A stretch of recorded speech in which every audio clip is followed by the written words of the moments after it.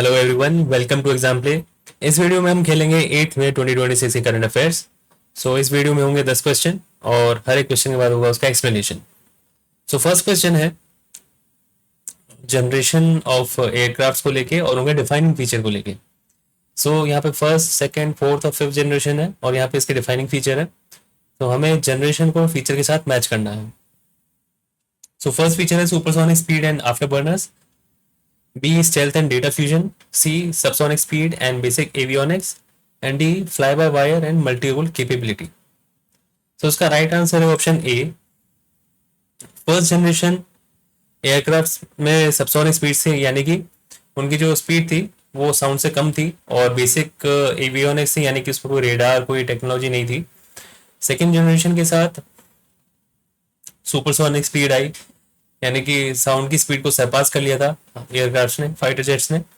और fourth generation के साथ fly by wire and multi role capability, यानी कि रेडार और न्यूक्लियर और वेपन्स का इंटीग्रेशन होने लगा एयरक्राफ्ट में। और फिफ्थ जनरेशन में स्टेल्थ और डेटा फ्यूजन, इसका ये डिफाइनिंग फीचर है।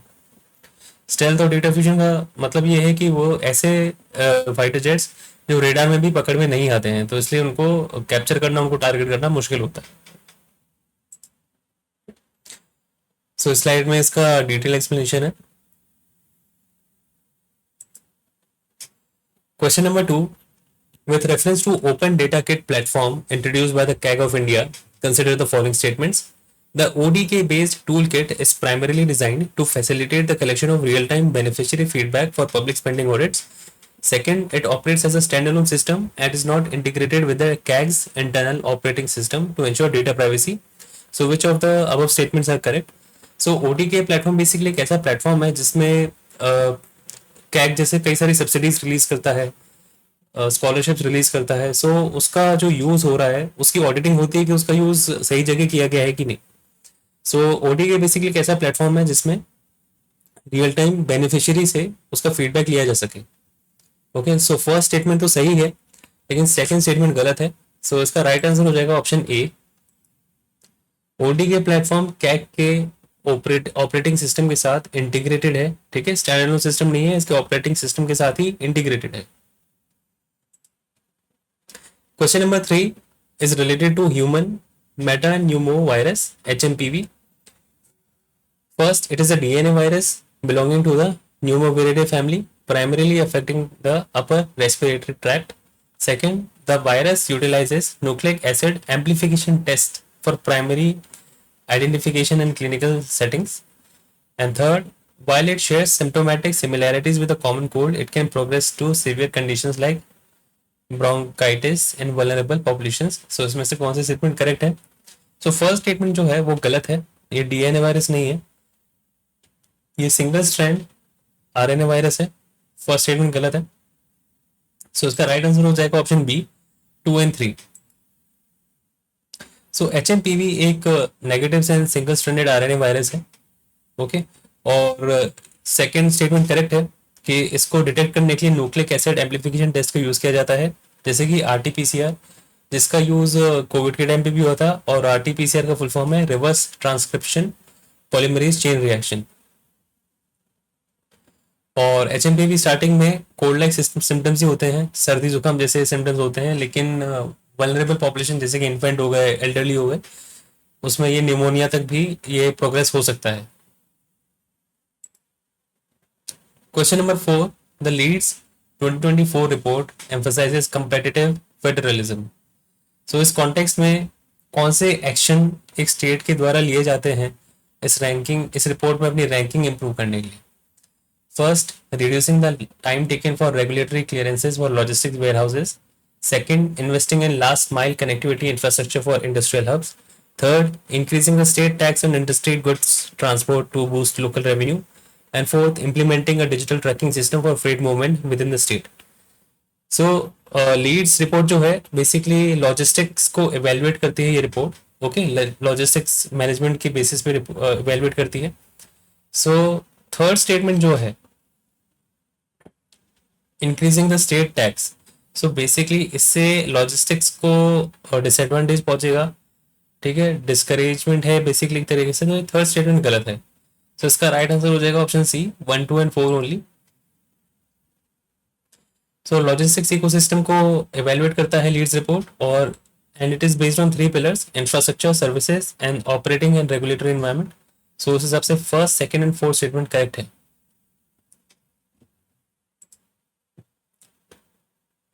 Question number 5 is related to mission Shakti SAT. Shakti SAT. Mission 1, Statement 1. Mission Shakti SAT aims to conduct scientific experiments in lunar orbit using payloads developed by school-aged girls. Second statement: Space Kids India is the nodal agency responsible for the design and launch of the PSLV rocket in this mission. So उसमें से कौन से statements correct हैं? So mission शक्ति set सही है इसमें statement का डिस्क्रिप्शन। बेसिकली इसमें स्कूल गर्ल्स को एंगेज करना साइंटिफिक एक्सपेरिमेंट्स में, ठीक है। लेकिन space kids India is not the nodal agency, ठीक है। कोऑर्डिनेटिंग एजेंसी है लेकिन नोडल एजेंसी नहीं है।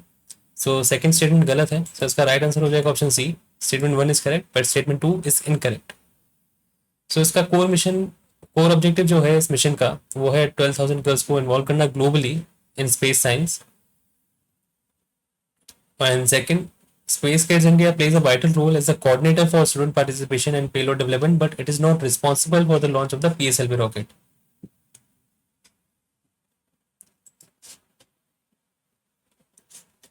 Question number 6. Hotan Prefecture, which has recently been in the news due to border protest, is located in which administrative division of China? First, Tibet Autonomous Region. Second, Hainan Island. Third, Yunnan Province. Fourth, Xinjiang Uyghur Autonomous Region. सो इसका right answer option D. ये place अभी news में है क्योंकि ये जो location है, ये जो रीजन है वो आता है अक्साई चीन में, जिसको लेके हमारे चाइना के साथ एक बार वॉर भी हो चुका है, Sino Indo Indian war of 1962। Okay और होटन प्रीफेक्चर एक एडमिनिस्ट्रेटिव डिवीजन है जो इस प्रोविंस के साउथ वेस्टर्न पार्ट में लोकेटेड है। Now question number 7. In the context of the poem 4 mission, what is the primary objective of the CROPS experiment? Poem 4 poem का full form है PSLV Orbital Experimental Module, और इसके तहत इस mission के तहत एक CROPS एक्सपेरिमेंट हुआ है। So statement 1, to study the impact of cosmic radiation on deep sea hydrothermal vents. Statement B, to develop foundational knowledge for growing nutrient rich legumes in microgravity. Statement C, to test the viability of using robotic arms for mining lunar regolith. Statement D, to analyze the atmospheric composition of the exosphere during solar flares. So इसका right answer है statement B. So recently ये experiment conduct किया गया है, मतलब Vikram Sarabhai space centre से ये mission launch हुआ था कि स्पेस में हम लेग्यूम्स यानी कि दाल उगा सकते हैं कि नहीं।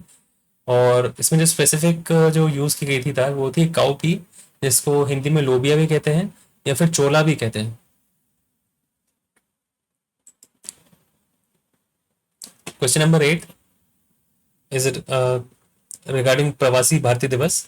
स्टेटमेंट 1, प्रवासी भारतीय दिवस is celebrated everywhere on January 9th to recognize the contribution of the Indian diaspora. Statement 2, the date was chosen to commemorate the return of Mahatma Gandhi from South Africa in 1915. तो इसमें से कौन से statements correct हैं? Statement 1 गलत है, ये हर साल सेलिब्रेट नहीं होता, ये हर 2 साल में सेलिब्रेट होता है, यानी कि इट इज सेलिब्रेटेड बाईएनियली, ठीक है। और स्टेटमेंट 2 सही है, महात्मा गांधी जब साउथ अफ्रीका से वापस आए थे इंडिया, सो उस डेट को सेलिब्रेट करने के लिए या फिर कमेमोरेट यानी कि याद करने के लिए ये दिन मनाया जाता है। सो इसका राइट आंसर है option D, statement 1 is incorrect and statement 2 is correct. Question number 9 is regarding Sri Narayan Guru. Statement 1, Sri Narayan Guru advocated for one caste, one religion, one God for all. Statement 2, he believed that the spiritual and social upliftment of the downtrodden could be achieved by fostering religious harmony and education. Statement 3, he explicitly called for the forced conversion of marginalized groups to a new universal religion to escape the caste system. तो इसमें से कौन से statements correct हैं? So first statement correct है, okay. और statement 2 भी correct है, लेकिन स्टेटमेंट 3 जो है कि he explicitly called for the force conversion, किसी की भी फोर्स कन्वर्जन की बात नहीं की थी उन्होंने। उन्होंने बस एक रिकमेंडेशन दिया था कि कास्ट सिस्टम से छुटकारा पाने के लिए ऐसा हम कर सकते हैं कि सारे मार्जिनलाइज्ड ग्रुप जो हैं, जो बैकवर्ड क्लासेस हैं, वो कोई एक रिलीजन में कन्वर्ट हो जाए सो दैट वो कास्ट सिस्टम एस्केप कर सके। सो इसका राइट आंसर हो जाएगा ऑप्शन सी। और यहाँ पे इसका है डिटेल एक्सप्लेनेशन। ठीक है, स्टेटमेंट 1-2 करेक्ट है। वो यूनिवर्सल गॉड और एक सिंगल ह्यूमन कास्ट में बिलीव रखते थे और एक ऐसा प्लेटफॉर्म क्रिएट करना चाहते थे सोशल कोहेशन और एजुकेशन का। नॉन वायलेंस और सोशल रिफॉर्म उनके कोर प्रिंसिपल्स थे। Question number 10 is regarding BankNet portal. Statement 1, the BankNet portal serves as a centralized mechanism to enhance the liquidity of distressed assets held by public sector banks. Statement 2, the portal is integrated with automated payment gateways and microservices architecture to ensure a seamless end-to-end e-auction process. So, इसमें से कौन से statements correct है? तो दोनों statements correct है, लेकिन statement 2 statement 1 को एक्सप्लेन नहीं कर रहा है, तो इसका राइट आंसर हो जाएगा ऑप्शन बी। सो ये पोर्टल लॉन्च किया गया है डिपार्टमेंट ऑफ फाइनेंशियल सर्विसेज, जो आता है मिनिस्ट्री ऑफ फाइनेंस के अंडर। और स्टेटमेंट 1 करेक्ट है। बेसिकली इस पोर्टल का प्राइमरी ऑब्जेक्टिव है कि जितने भी प्रॉपर्टीज है पब्लिक सेक्टर बैंक के पास, चाहे वो रेसिडेंशियल हो, कमर्शियल हो, इंडस्ट्रियल हो, बेसिकली उनका ई ऑप्शन करने के लिए एक कॉमन प्लेटफॉर्म, जिससे कि सारी प्रॉपर्टीज ट्रैक हो सकें एक ही प्लेटफॉर्म पे और एक अच्छी वैल्यू डिस्ट्रेस एसेट्स की अनलॉक कर सकें। और स्टेटमेंट 2 भी सही है, इसकी टेक्नोलॉजी एक्सप्लेन कर रहा है, लेकिन स्टेटमेंट 2 स्टेटमेंट 1 का एक्सप्लेनेशन नहीं है। सो इसी के साथ वीडियो होता है खत्म। नेक्स्ट वीडियो भी जल्दी आएगा इसी पैटर्न और डिजाइन पे। Thank you.